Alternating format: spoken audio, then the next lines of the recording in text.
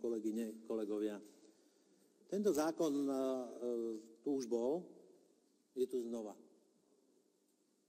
Ja sa ospravedlňujem aj za tento môj maratón 9 zákonov, na ďalšiu schôdzu ich budem mať 12, kým ma nezastavíte, mocensky, Gottwaldovsko, Čepičkovsko, Džugašvilovsky, alebo jak to povedať. Prepytujem, lebo ja to hovorím ako metódu. Je to metóda, lebo ako budete konať. Takže ja som to už nieraz povedal, prečo si myslím, že to má význam. Vy ste sa nepovažovali za potrebné na to reagovať. Stále pracujete systémom arogancie a ignorácie, tak kľudne ním pracujte. Takže dovtedy, kým to nezatrhnete, tak budem dávať zákony. Viete prečo? Lebo si myslím, že sú dobré. A vy si možno myslíte, že sú zlé. Alebo dokonca ste o tom presvedčení, dokonca máte na to batohy logických argumentov, len mi ich nepoviete. Necháte sa ma to trápiť. Viete, keby niekto za váš klub vystúpil a povedal, prosím vás, pekne, toto a preto nie. Tak sa nebudem strapňovať na ďalšiu schôdzu a nebudem to predkladať, nie? Nemá to sens? Nemá to nejaký, nemáte pocit, že to tak je? Ale tým, že robíte ako robíte, no tak je to tak. Ale hovorím, máte pocit, že ste to vyriešili, respektíve vaše mozgové trasti zapli a našli úplne geniálne riešenie, že akty vôle. Viete, to je ináč tiež, neviem, či na to bude reč, lebo keď to je podľa mňa aj plne právne, aj ústavná záležitosť, že vy máte nejaký prejav vôle a vy neumožníte ten prejav vôle niekomu stiahnuť. No, ale dobre, však sa k tomu ešte dostaneme. Tento zákon hovorí o tom, znova on je zrkadlom toho, že kde žijeme, ako žijeme, o tom, že bol nejaký register a on bol verejný a už je okonce stal utajený. No a teraz môžeme hovoriť, a ja pripúšťam, a špeciálne som na toto upozorňoval v tomto zákone, že máte možnosť, fakt, ja neviem, kto je u vás odborník na dopravu, pán Choma, mohol nás tu rozcupovať. A nevylúčujem, že možno v tomto by sme našli niečo, lebo ja som sa stretol s ľuďmi z ministerstva, kde sme sa na tú tému bavili, že pokiaľ je nejaká vyhláška Európskej komisie o ochrane osobných údajov a kedy už nie. A tam je možno jemná hranica, o ktorej my môžeme ju cizelovať. Špeciálne vám teraz odhalujem moje slabé miesto. Ak ma chcete strapniť, tak na budúcu schôdzu sa pripravte a rozcupujte ma, že proste tento zákon je, že tu v tomto môžete mať slabé miesto. I keď ja si po tej relatívne krátkej, také, čo sme si to nejak vysvetľovali, stále myslím, že to nie je tak. Hej? A je to, že si to upraví tá národná legislatíva tak, ako chce. Samozrejme, ja viem, že niekomu by vyhovalo, lebo tu naozaj stačí povedať, že Európska komisia. Keď niekto sem príde, tu na pán počiatek, že právo prvej noci, tu sa zotraja začudujú, ale nakoniec zahlasujete. Takže nie je to vždy tak.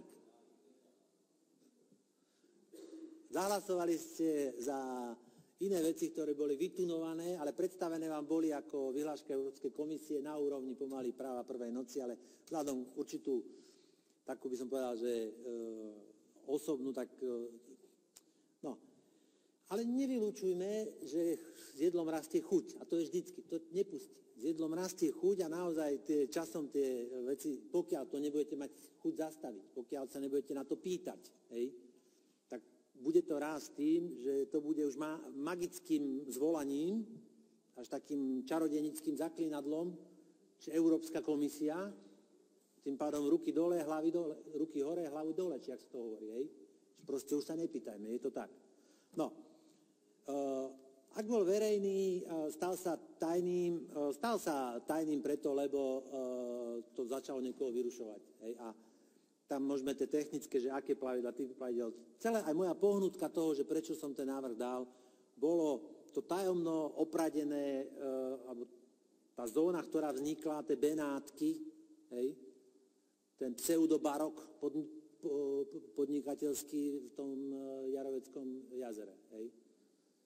znova výrazom fakt toho, že si tu žijeme, že proste naozaj tie vežičkové houseboty, to je neklamným znakom.